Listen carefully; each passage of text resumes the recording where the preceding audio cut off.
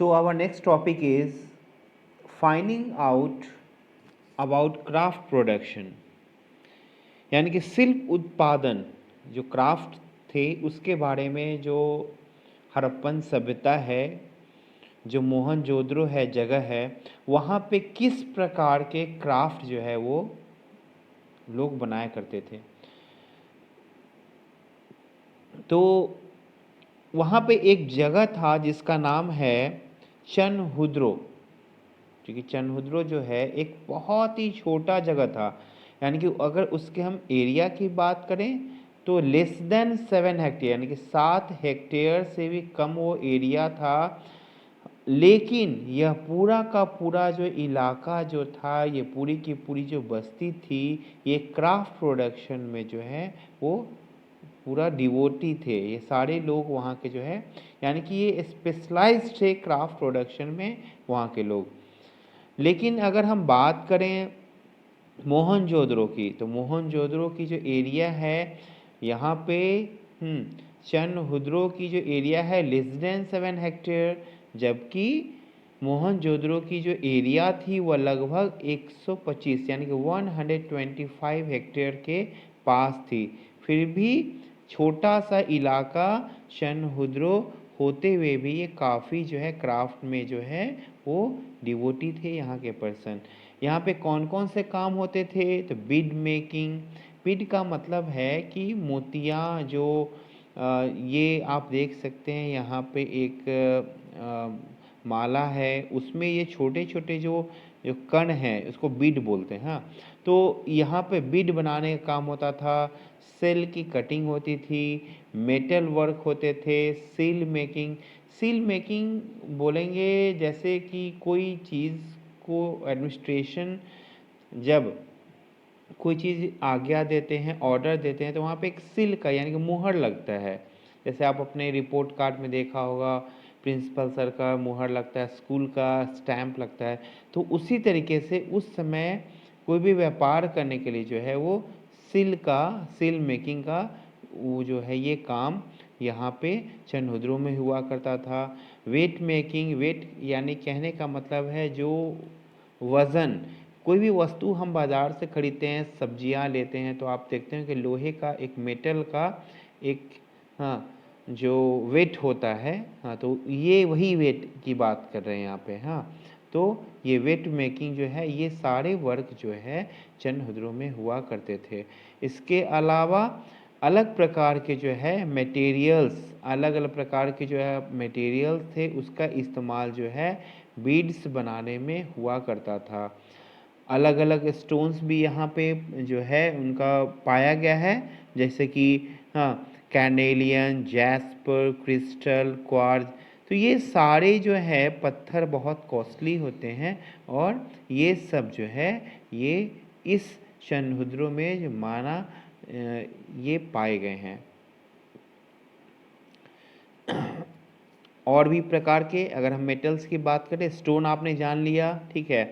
Material आपने देखा, metals में क्या क्या, तो लाइक कॉपर, ब्रोंज, गोल्ड, ये सब धातुएं जो हैं ये सब पाए गए हैं। सेल्स हो गए, फेनेंस, टेराकोटा और बर्न क्ले। बर्न क्ले का मतलब है कि मिट्टियों के जो बर्तन है, उसको जो पका के बनाए जाते थे, जैसे मटके वगैरह, तो ये सारे चीज़ें यहाँ पे बनाए करते थे।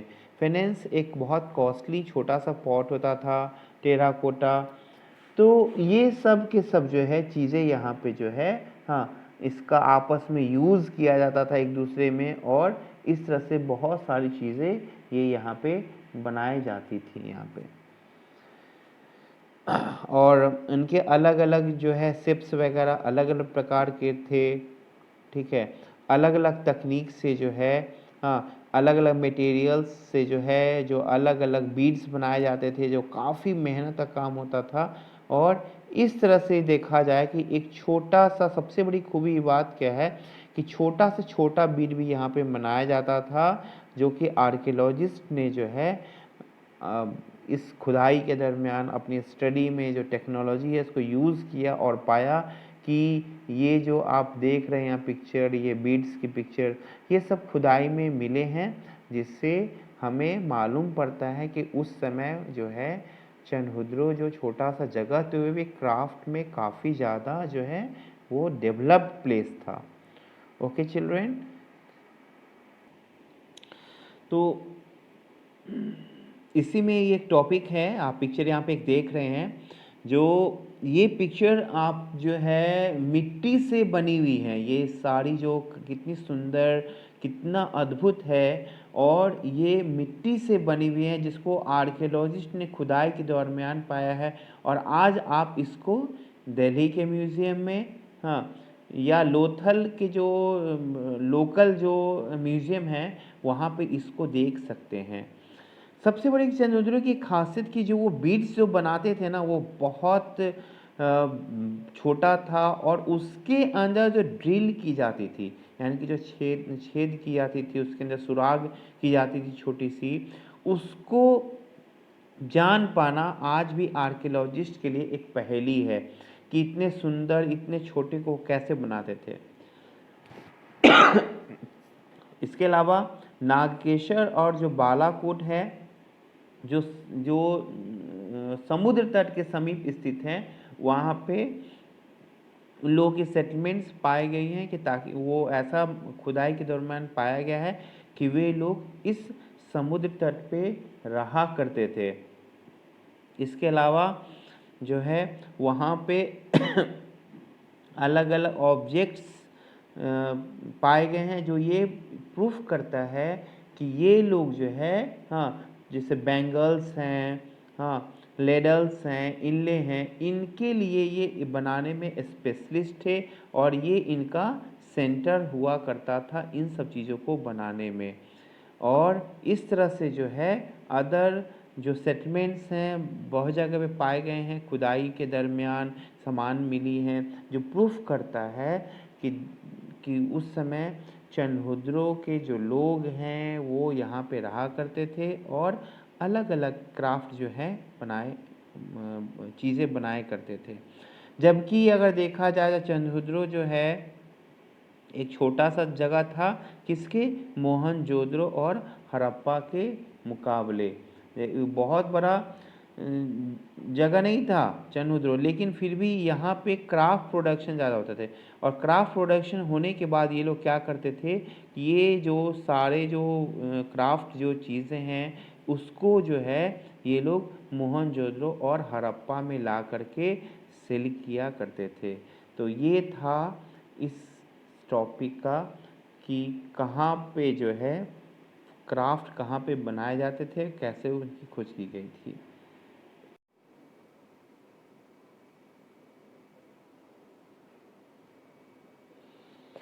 So our next topic is identifying centers of production, यानी कि उत्पादन केंद्रों की पहचान।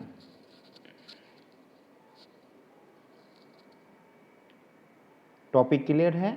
चलिए, इस टॉपिक में हमें ये जानना है कि आर्कियोलॉजिस्ट ने, पुरातत्व विशेषज्ञ ने जो है कौन से तरीके अपनाए जिससे उन्हें क्राफ्ट पर्सन के बारे में पता चला कि यहाँ पे क्राफ्ट वर्क होता था। तो उनके लिए इस आर्कियोलॉजिस्ट ने कुछ स्ट्रैटेजीज अपनाई थी जिससे उनको आसानी से ये पता लग पाया कि यहाँ पे क्राफ्ट पर्सन तरह तरह की चीज़ों को बनाया करते थे। तो उसके लिए सबसे जो चीज़ है उन्होंने क्या देखना शुरू किया, रॉ मटेरियल्स को, यानी कि कच्चे पदार्थ को, कि कच्चे पदार्थ जैसे मान लीजिए कि कोई भी मिट्टी के बर्तन बनाए जाते हैं या कोई माला अगर मोतियों की या किसी सेल की बनाई जाती है तो किसी न किसी सेल से उसको काट के लिया गया होगा। तो उन्होंने ये खोजना शुरू किया कि ये रॉ मटेरियल्स वाकई ये है कहाँ। तो उन्होंने क्या क्या और रॉ मटेरियल्स के रूप में खोजना किया, तो वो शुरू किया, वो थे स्टोन नूडल्स, जैसे पत्थरों की कोई चीज़ अगर बनाई गई थी तो उन्होंने पूरा का पूरा जो पत्थर है, हाँ, उसको खोजना शुरू किया कि आखिर उस पत्थर से कुछ को अवशेष बचे ज़रूर होंगे, और उसको उन्होंने खोजना शुरू किया। होल सेल्स यानी कि पूरे के पूरे शंख, कॉपर ओर, जिस तांबे की, जैसे आपने पीछे टॉपिक में पढ़ा है एक तांबे का जो है मिरर के बारे में, तो उस मिरर को बनाने के लिए कहीं ना कहीं कॉपर की ज़रूरत होती है, और इस तरह से जो है आर्कियोलॉजिस्ट ने जो है ये रॉ मटेरियल्स शुरू किया था। इसके अलावा टूल्स, कौन से टूल्स का इस्तेमाल किए गए थे, और जब भी हम या कोई भी क्राफ्ट पर्सन अगर कोई चीज़ बनाते हैं तो एक चीज़ उसमें ध्यान देने वाली चीज़ क्या होती है कि उसमें जो है पूरे के पूरे, ठीक है, जो वेस्ट हैं कहीं ना कहीं जो है वो बच ही जाते हैं। तो उन्होंने क्या किया कि जो वेस्ट हैं, जो रिजेक्ट पर्सन है या वेस्ट मटेरियल्स है, उसको ढूंढना शुरू किया। तो ये क्वेश्चन एग्जाम्स में आ भी सकते हैं कि आर्कियोलॉजिस्ट किस तरीके से, which strategies they use to find out the craft. तो ये सारे आप उसमें बताएंगे कि रॉ मटेरियल्स जैसे कि एग्जांपल के तौर पे स्टोन नूडल्स हो गए, होल सेल्स हो गए, कॉपर ओर हो गए, अनफिनिश्ड ऑब्जेक्ट्स हुए थे, ये सारे चीज़ जो हैं इसके आधार पे क्राफ्ट पर्सन की डिक्लेरेशन हुई थी। यहाँ पे क्राफ्ट का काम होता है। तो बोल सकते हैं इनफैक्ट वास्तव में waste is one of the best indicator of craft work, यानी कि सबसे बढ़िया संकेत जो सूचक है कि यहाँ पे क्राफ्ट वर्क होते थे, वह सबसे बढ़िया क्या है, वेस्ट ही है। जब कोई भी क्राफ्ट पर्सन जब चीज़ों को बनाते हैं तो उसमें देखा जाता है कि कभी वेस्ट या तो बड़े होते हैं, कभी कभी बड़े भी होते हैं और कभी छोटे भी हो जाते हैं, लेकिन जो बड़े वेस्ट होते हैं उसका यूज़ हो जाता है। लेकिन आप देखेंगे कि जो आप भी अगर घर में कुछ भी बनाते हैं, ग्रीटिंग्स कार्ड वगैरह, तो कभी पेपर की कटिंग बहुत छोटी सी बच जाती है, तो वो स्मॉलर ऑब्जेक्ट्स को आप वेस्ट को यूज नहीं कर पाते हो, तो उसको फेंक देते हो। तो इस तरह से क्राफ्ट पर्सन जो है वो जो अपने वेस्ट को वहीं पे छोड़ देते थे, जो खुदाई के दरमियान ये सारी चीज़ें पाई गई हैं, और जिससे प्रूफ हो पाया है कि ये यहाँ पे जो है चान्होदारो या हड़प्पन जैसी जो जगह है वहाँ पे ये सारे जो है मटेरियल्स पाए गए हैं, जिससे ये प्रूफ होता है कि यहाँ पे क्राफ्ट का वर्क हुआ करता था। इसके अलावा जो म्यूनिसिपल बीट्स, यानी कि जब वो बनाए करते थे तो उस समय छोटे छोटे टुकड़े के रूप में जो है वो कुछ पदार्थों को क्या करते थे, वहाँ पर फेंक दिया करते थे, तो वो सभी मिले हैं। तो ये सारी चीज़ को अगर हम देखें, ट्रेसेस को देखें, तो इसमें देखेंगे कि क्राफ्ट जो पर्सन है, छोटे जो सेंटर्स हैं, जैसे चान्होदारो के बारे में से पहले हम बात कर रहे थे, उसी की ये टॉपिक है। तो वो 7 हेक्टेयर में जो छोटा सा जगह था, इसके अलावा क्राफ्ट पर्सन जो है, क्राफ्ट जो प्रोडक्शन है, वो बड़े बड़े शहरों में भी आए होते थे, जैसे कि मोहनजोदड़ो और हड़प्पा। तो ये थे तरीके जिससे आर्कियोलॉजिस्ट ने क्राफ्ट प्रोडक्शन को आइडेंटिफाई किया। ओके चिल्ड्रेन, अगर आपको कोई भी इससे रिलेटेड, इस टॉपिक से रिलेटेड अगर दिक्कत हो, नहीं समझ में आ रहा हो, तो अपने कमेंट बॉक्स में जो है ज़रूर डालिए क्या नहीं आपको समझ में आ रहा है, मैं ज़रूर रिप्लाई करूँगा। ओके, चलिए तो दूसरे टॉपिक पे।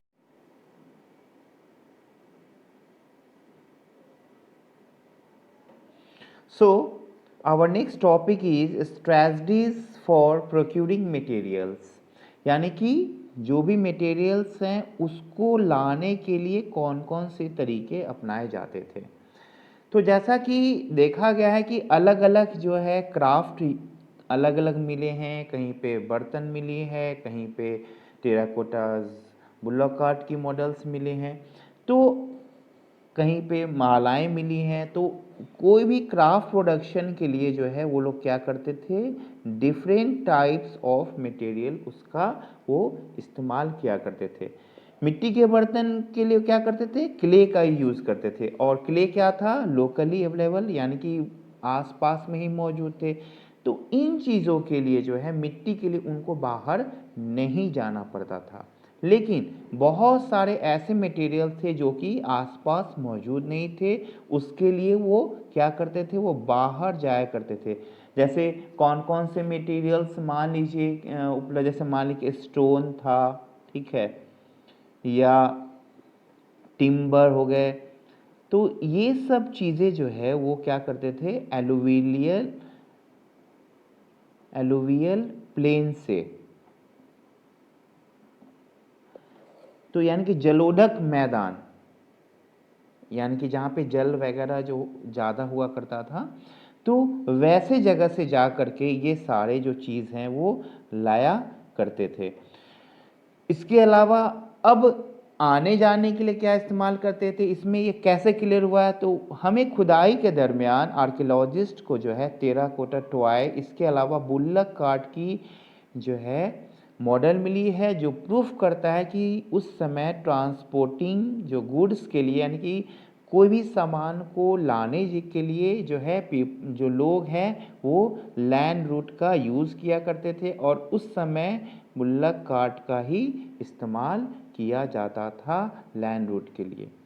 साथ साथ और भी तरीके पता है चले हैं, जैसे कि रिवरिंग रूट्स, यानी कि नदी मार्ग का इस्तेमाल किया करते थे।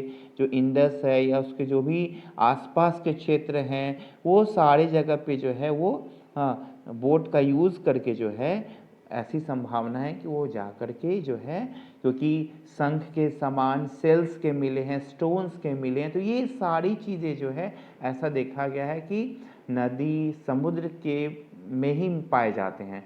तो ये सारे चीज़ जो है वहाँ के लोग इनको लाने के लिए जो है आउटसाइड जाया करते थे, और यही इनकी स्ट्रैटेजीज थी मटेरियल्स को लाने की।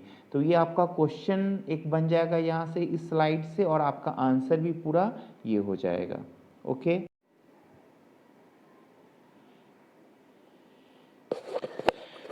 सो our next topic is materials for the subcontinent and beyond।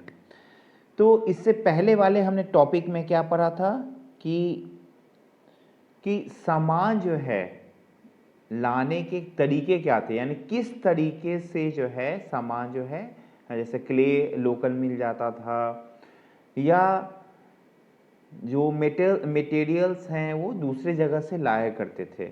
अब इसमें जो हमें जानना है कि ये सामान किस जगह से, कौन कौन से जगह से, किस प्लेस से जो है कौन कौन सी मटेरियल्स वो लाया करते थे, यानी ये क्लियर इस टॉपिक में है, इसी की ये सब टॉपिक हो गई।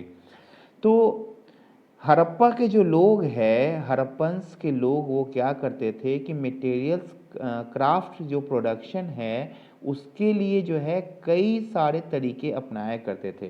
तो ऐसा देखा गया है कि उन्होंने जो है अलग अलग जगह से अलग अलग सामान लाए थे। जैसे देखा जाए तो नागेश्वर और बालाकोट, इन जगह पे क्या प्रसिद्ध था, तो सेल, यानी कि शंख जो है जिससे माला बनाई जाती थी, मोतियाँ बनाई जाती थी, या जो भी इससे कीमती चीज़ बनाई जाती थी, ये दोनों सेल के जो सामान हैं वो नागेश्वर और बालाकोट में आसानी से उपलब्ध थे, वहीं से इसको ये लाया करते थे।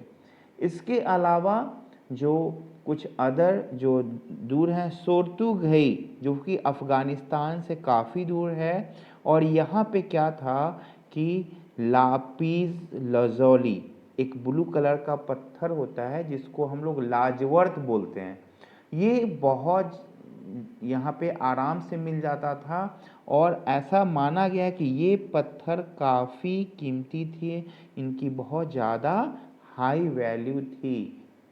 और इसके साथ साथ जो है लोथा, जो कि वहाँ पे जो है कार्नेलियन, जो कि कहाँ है, गुजरात में, हाँ, भरौच, भरौच जो कि गुजरात में पड़ता है जगह, वहाँ पे जो है लोथल जो है ये आराम से मिल जाता था। इसके अलावा सेल खड़ी जो कि दक्षिण राजस्थान और उत्तरी गुजरात में थे, और मेटल्स जो है वो राजस्थान से मिल जाते थे।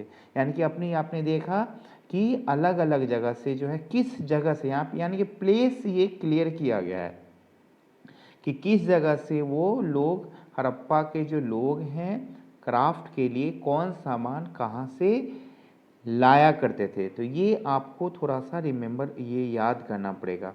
ऐसा और देखा गया है कि जो जो खेतर अंचल है, जो खेतर रीजन है कहाँ का, राजस्थान का, वो कॉपर वहाँ आराम से मिल जाते थे, जबकि साउथ इंडिया में गोल्ड मिला करता था। तो इस तरह से जो एविडेंस मिला है कि जो खेतर जो एरिया है वहाँ पे जो है आर्कियोलॉजिस्ट को ये कॉपर मिलने के कारण इसका जो नाम उन्होंने जो है, हाँ, गणेश्वर जोधपुर संस्कृति इन्होंने डाल दिया। इस चीज़ को इन्होंने क्या कर दिया, इस चीज़ को जो है गणेश्वर जोधपुर कल्चर, इसका नाम डाल दिया है।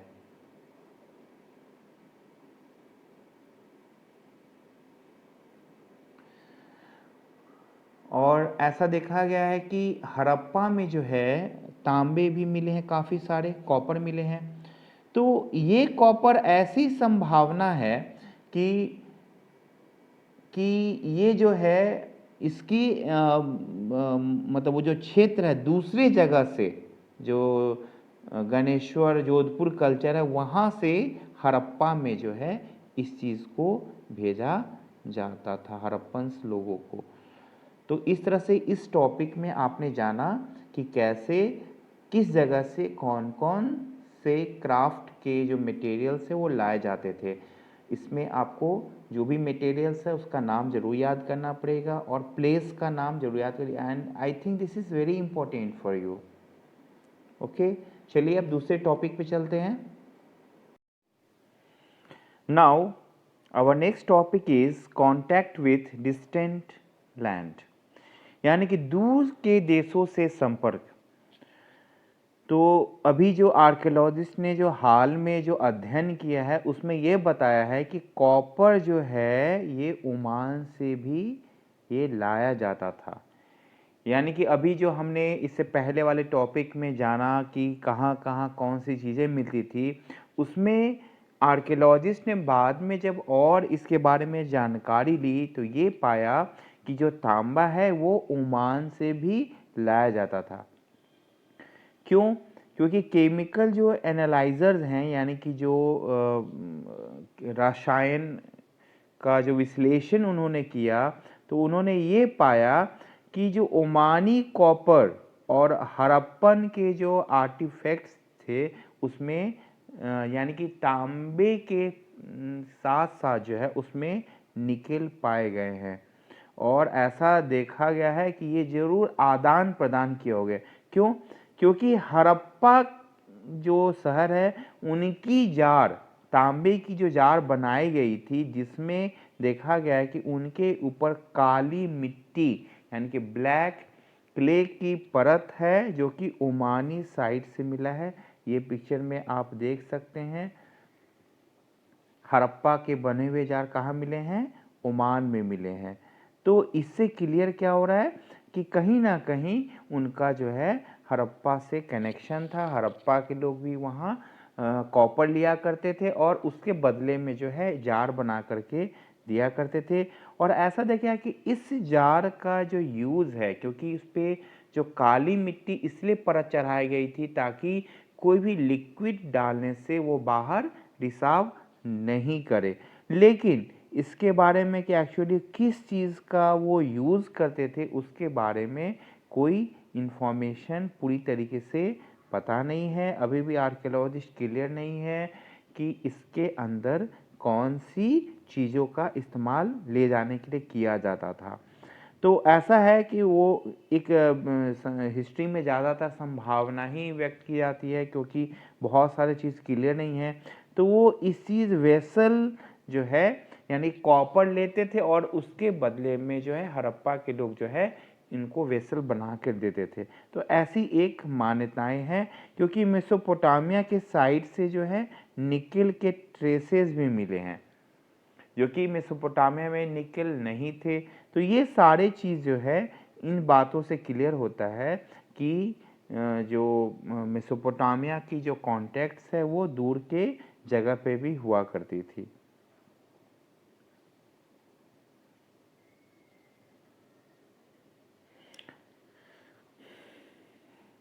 तो ऐसा देखा गया है कि जो 3rd सेंचुरी BCE यानी कि ईसा मसीह के जन्म से 300 वर्ष पहले जो मेसोपोटामिया में जो मिले हैं दिनांकित जो मेसोपोटामिया के जो लेख मिले हैं, उसमें ऐसा माना जाता है कि जो शब्द है मगान, वो जो है ये ओमान के लिए इस्तेमाल किया गया है, और जिसमें हड़प्पा के जो सील्स जो पाए गए हैं, वेट्स पाए गए हैं, डाइस पाए गए हैं, बीड्स पाए गए हैं, इससे ये क्लियर होता है कि ये हड़प्पा के लोगों का संपर्क दूर देशों में भी था।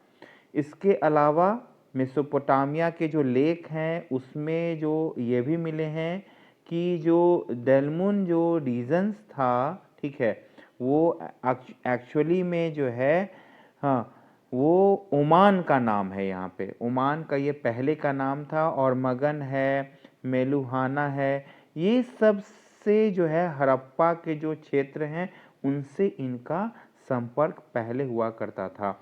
और ये लोग जो है वहाँ से प्रोडक्ट जैसे कि carnelian, lapis lazuli, copper, gold और अलग लकड़ियों के जो सामान हैं वो मेलुआ से ये मंगाया करते थे।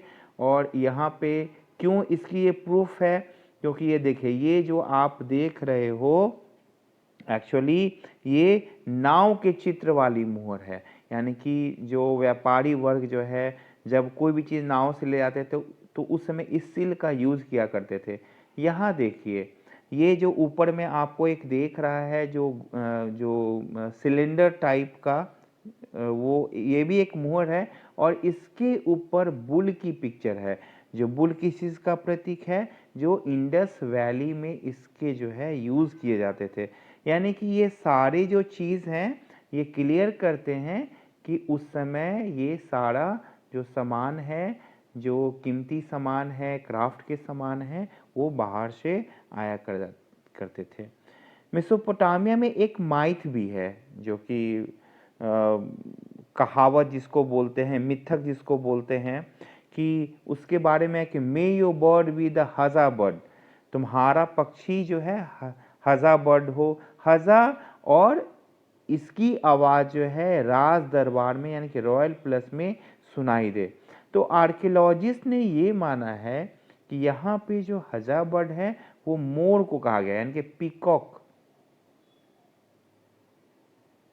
ठीक है, पीकॉक को कहा गया है। और ऐसा माना जाता है कि उस समय इनकी जो है कम्युनिकेशन जो है, हाँ, वो ओमान और बहरीन जो है, या जो मेसोपोटामिया, ये समुद्र के रास्ते से ही थे। यानी कि समुद्र के रास्ते से वो वहाँ पे जाया करते थे, क्योंकि इसके लिए हमें क्या मिले हैं, सेल्स मिले हैं, जो कि अभी मैंने बताया है आपको यहाँ पे, ठीक है। इसका इस्तेमाल जो है करके वो जाया करते थे। तो ये सारे के सारे एविडेंस हैं जिससे क्लियर होता है कि मेसोपोटामिया का संपर्क दूरस्थ देशों से था। और इसके लिए सारे प्रूफ जो है आपके सामने मैंने बताए हैं, कौन कौन सामान कहाँ से आता था, कौन कौन सी चीज़ें मिली हैं, ये सारे बहुत इम्पोर्टेंट है। अगर आपको कोई भी परेशानी हो, अपनी फीडबैक कमेंट बॉक्स में ज़रूर डालिए, मैं ज़रूर उसका आंसर। और हेजिटेट बिल्कुल नहीं करना है, हेजिटेशन नहीं होनी चाहिए यहाँ पे। बेहिचक आप जो है कोई भी दिक्कत हो आराम से बताइए मुझे, मैं उसका समाधान ज़रूर निकालूंगा। और हाँ, चैप्टर के अंत में मैं टेस्ट भी लूँगा, इसके लिए भी आप प्रिपेयर रहें।